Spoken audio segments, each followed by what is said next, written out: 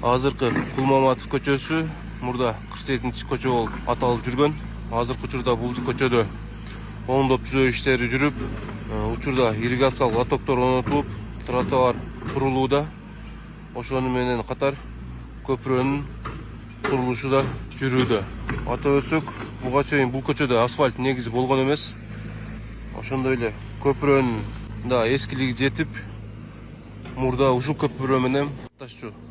Бул Демилге Ош шаарынын мэри Жеңишбек Токторбаевдин тапшырмасы боюнча бул жол кеңейтилип, оңдоп түзөө иштери жүрүп жатат.